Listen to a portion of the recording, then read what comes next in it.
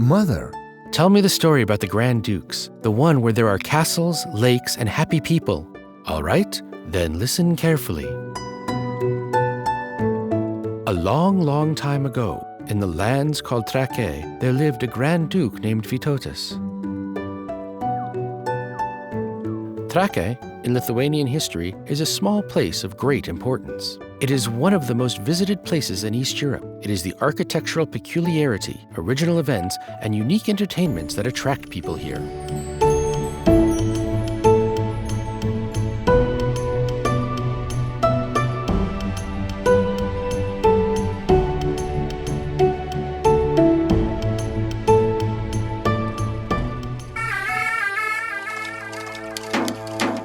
In the 13th to 15th centuries CE, Lithuanians had to be at war a lot, and the most dangerous enemy was the Teutonic Order, the Crusaders, and the old castle of Trakai is the witness of those times. In 1391, the castle was destroyed. People say that until 1377, the present castle was being built by the Duke Kęstutis. The castle was finished in 1430, when the Duke Vytautas was in power. The castle was being protected by 11 guard towers. The peninsula castle served as the residence of the Grand Dukes Švytrigaila, Žygimantas, Kęstutaitis. In the fatal year of 1655, the castle was destroyed and not rebuilt until the 19th century when the restoration works were started. In 1962, the main castle with its gumption was rebuilt, and in 1987, the last objects of the castle were finished. Now the castle is known for the medieval celebrations that resurrect the medieval way of life, along with its crafts, trades, and night tournaments. Every year, this event attracts thousands of visitors. 2 pairs of stairs lead up to the highest point of the castle. The Hill of the Offerings, Aukų kalnas, according to legend, was the place of the pagan rituals and offerings to the gods. In the second half of the 20th century CE, the remains of the unfinished palace dating back to the 15th century were found there.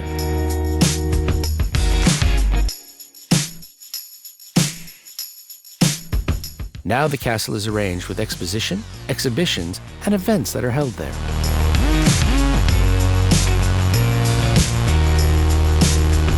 Over 350,000 people come to see the castle every year.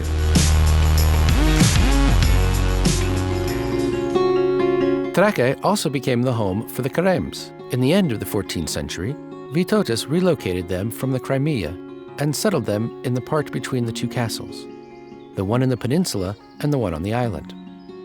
They divided up into 2 groups, the civilians and the military.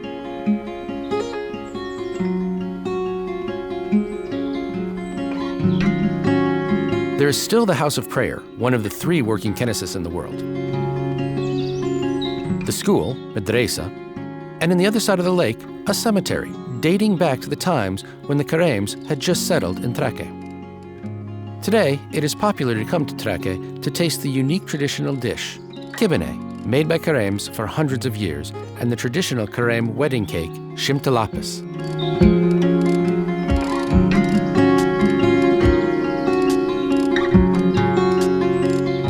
In the beginning of the 15th century, the Grand Duke Vytautas of Lithuania funded the construction of the parochial church of Trakai.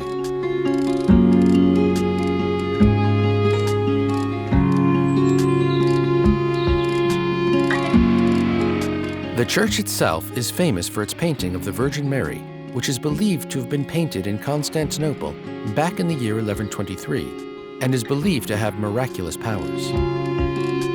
Exposition of religious art in the chapel of the old Dominican monastery in the peninsula of Trakai requires special attention. In the exposition, one can see the liturgical dresses, crockery, implements of the altar, and religious paintings.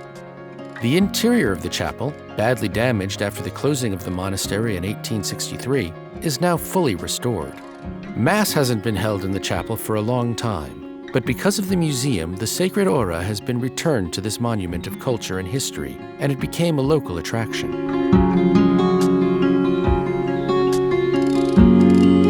In 1861, it was decided to build the Orthodox Church in Trakai. the Empress of Russia, Maria Alexandrovna, allotted 6,000 golden rubles for the construction of it. In the year 1861, the first brick was placed in the place of the wall, and it took only 1 year to finish it.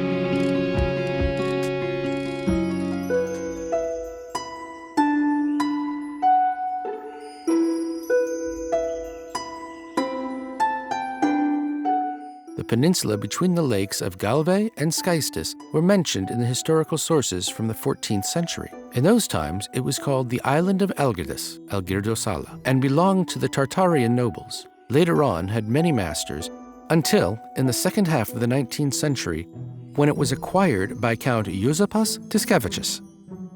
By the project prepared by Yusuf Hus, a lavish mansion was built on the shores of Lake Galve, decorated with Louis XVI-style interiors and with an open terrace on its pavilion. From it, one can see the wondrous view of Lake Galve and its islands and the panoramic view of the castle. The mansion that was severely damaged during the Soviet times now rose again for a new life. Events of live music, conferences, and concerts are now held here. Not far from the Užutrakis mansion, next to Buda Farmstead, stands the Angel's Hill, which is crowned by a majestic sculptural ensemble. It was created thanks to the citizens' initiative. And many other sculptures reflect the main Christian virtues. Since then, the hill has been enriched by 10 more exhibits.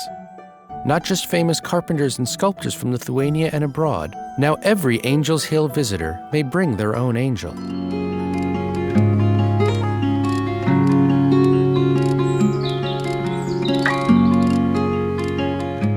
Those who like to travel by foot have the chance to take a walk in the Varnikai Reservation.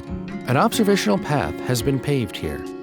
Over 600 species of higher plants have been found here, 16 of which have been included into the Red Book of Lithuania. Visitors in Varnikai may also have a look around the surrounding area from the Varnikai Mound. Over 50 years ago, archaeologists found modeled line ceramic works here. That this mound was used by the ancestors of the Baltic tribes. Trakai is the perfect spot for those who like active leisure. The rental of boats, canoes, and water bikes is possible not only near the lakes in Trakai, Galve, Skaistis, Luka, and lakes Nava and Vilkoksnes in the Aukštadvaris Regional Park, but as well at the resorts found next to the smaller lakes and in the rural tourism.